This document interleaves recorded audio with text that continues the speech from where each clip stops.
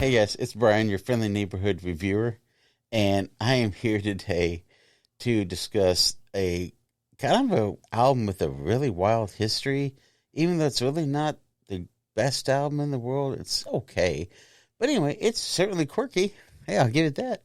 But George Harrison's 1974 Dark Horse album. Okay, do a little album showcase here real quick.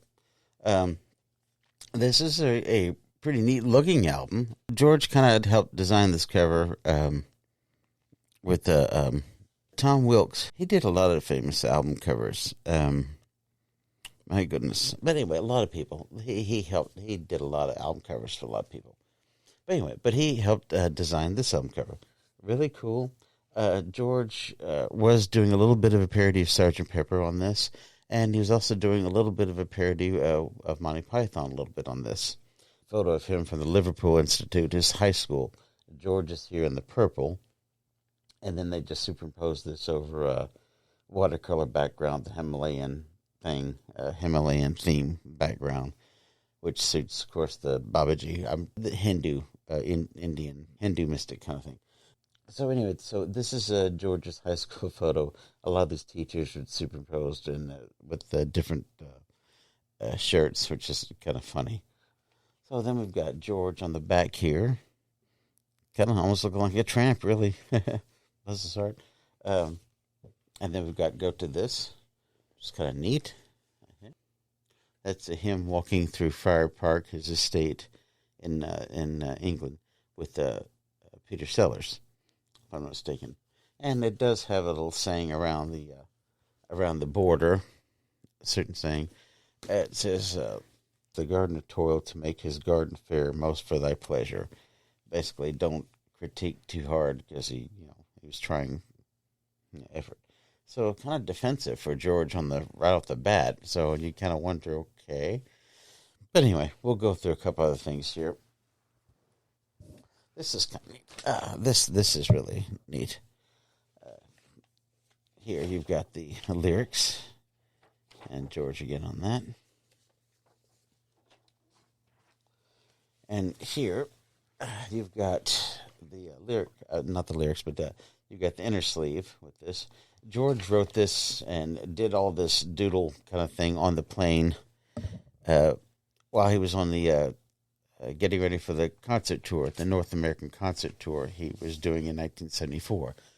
And the record, which has superimposed George's face, and Olivia Arias' face, his new girlfriend. After him and Patty Boyd's marriage fell apart, he dated her and then eventually married her, and they were married until he passed away. So let's go back a little bit. So the Beatles broke up in 1970. Okay, George, at the time the Beatles broke up, had pent up a lot of songs that were getting passed over, invariably for Lennon-McCartney numbers or whatever. So by the time the Beatles broke up, he had enough material for a 2-record set, basically. And he included a third record in the studio jamming. So it was a 3-record box set, All Things Must Pass, that came out in 1970. A huge, massive hit throughout the entire world. It has one of the biggest singles ever released of all time, My Sweet Lord, that went number one throughout every country in the, if I'm not mistaken, every single country in the world. It's certainly every major one, throughout the world. But anyway, so big, massive hit. He did the Concert for Bangla Desh for famine relief in that country in India. And then Living in the Material World came out in 1973. Again, big hit, big number one hit, Give Me Love, Give Me Peace on Earth. Great song, fantastic song, fantastic album. He was the most popular Beatle in the first half of the 70s. Now, that is hard to believe, but him and Ringo were both vying for the most popular Beatles when the Beatles broke up. John Lennon was doing avant-garde stuff with Yoko, and then he was doing his own personal stuff and exercising his own personal demons, some of which was commercial and some was not. Paul McCartney was lost in a malaise of bubblegum, according to the critics at the time, and it took a while for him to gain his footing back. And even Paul said for a while, he said the magic had left him. So George Harrison was out of the gate. He was the dark horse of the group, hence the name of this album, Dark Horse, a play on that as, the one, the far shot that you don't bet on that comes out ahead. And Ringo, too. Ringo had an amazing first half of the 70s career. By the time 1974, George Harrison announces that he wants to do a North American tour in November and December of that year. That was massive news back then because the Beatles, none of them had toured since 1966 because they had become an exclusive studio band by then. So this was amazing because the only one that had ever toured at that time was Paul McCartney, and it was minor little tours through little colleges and clubs to just basically toughen up his band. The proper etiquette was to have a new album at the time and to tour with the new material. That way you're promoting the new album as well as your old material, and everybody gets both sides of it and everybody's happy. But anyway, so George had to hurry up and finish the album. He had been building on it and working on it over the course of a few months, but by the time of October, because he announced the tour, he had to hurry up and finish the album in October and rehearse really hard in order to get ready for the tour in November. So this album was rushed at the last minute. But the production, I think, is fantastic. He's an ace producer. Come on. I don't have a problem with the production on it. And even the hoarseness of his voice, because that's another problem. He rehearsed so hard for the tour that his voice had become really hoarse. Hence the play, the critics would call it Dark Horse and stuff like that. It's kind of silly. But anyway, whatever. But I think it's kind of neat. It does tend to suit the album. The album is so unique in his catalog. The production is unique. It's very down to earth and very warm, kind of hinting toward like 33 and a third, that kind of warm production sound, like on that album. But that album has better material. Unfortunately, for this album, does not have really good material because the rush, I think, hurt him. The North American tour got completely slacked off by critics. They said it was terrible. I think what was it? Transcendental Mediocrity, I think was the title, or Lumbering in the Material World, whatever. Look, the shows were professional. These were professional musicians. They did professional tours. They did professional concerts. The critics, some of them had an axe to grind. The ones that didn't, they thought they were great shows.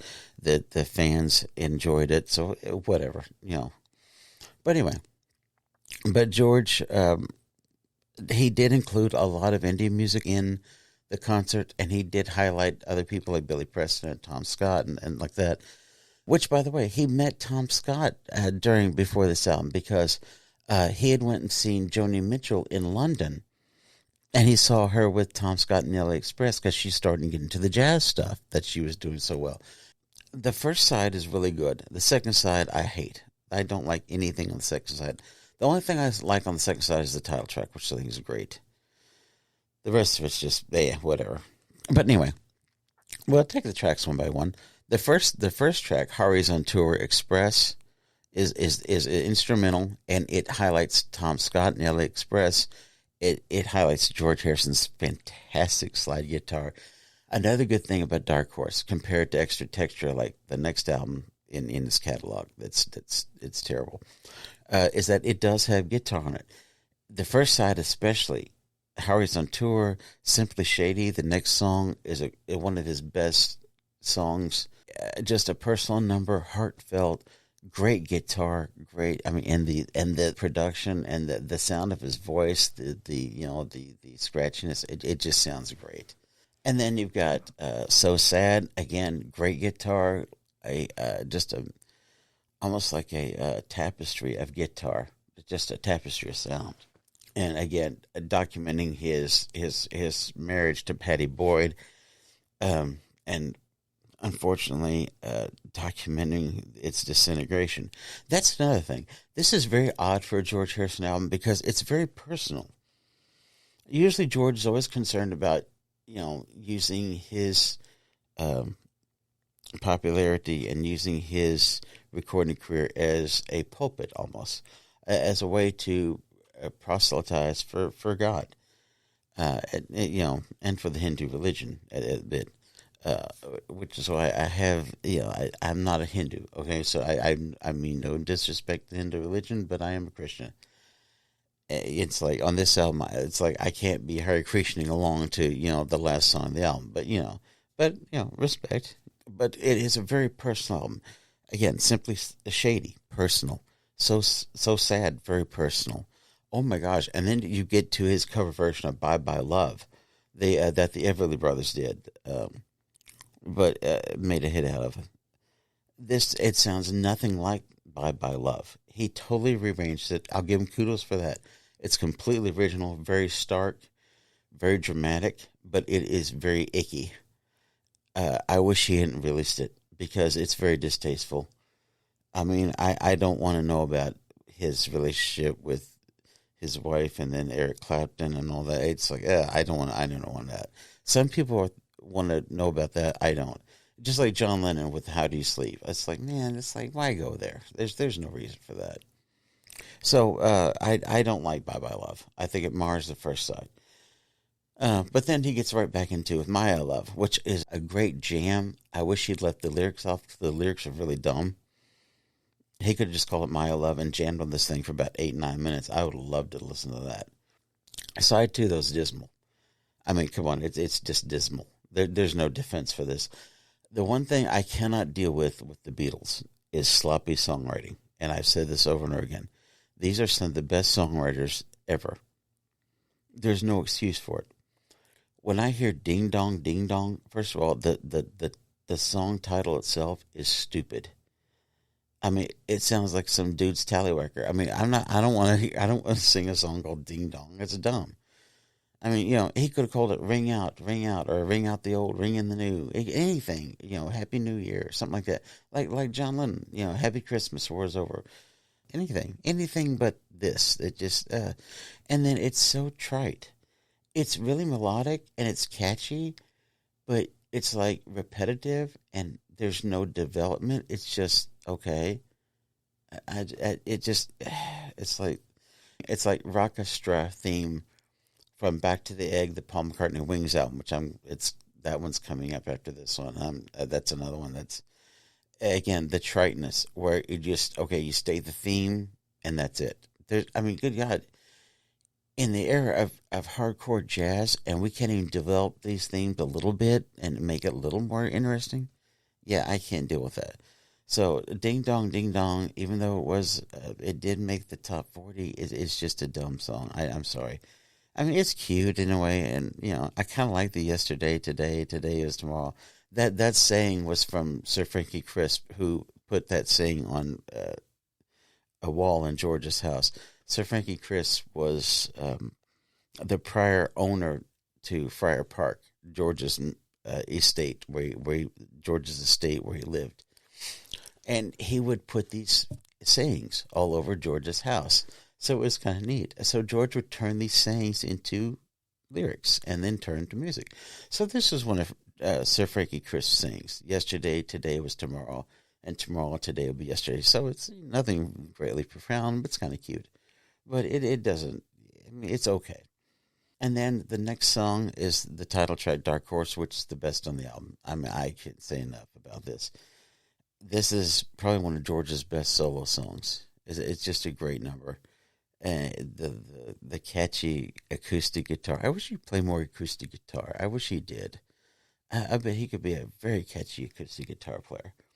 But anyway, and then you get to "Far East Man," which you co-wrote with Ron Wood.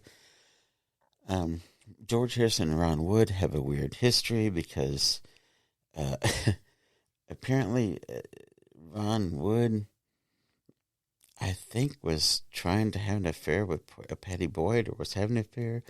And I think George was having an affair with Ron Wood's wife, Chrissy. And they were all having affairs. Again, Eric Clapton was having an affair with Patty Boyd. He was very torn about it because George Harrison was his best friend.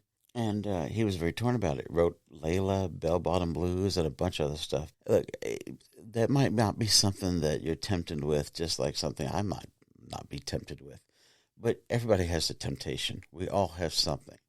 We should say there For the Grace of God Go I, because you know what? I don't know what Eric Clapton was going through. He was a mess. Patty Boyd said he was an absolute mess, and it sounds like he lived every blues cliche you could imagine, from the drugs to the sex to the alcoholism. I mean, bless his heart. But we all have to go through our things. George did too. George had, this is at the time of George's naughty period that he called it, when him and Patty Boyd's relationship was dead in the water. They eventually divorced in '77.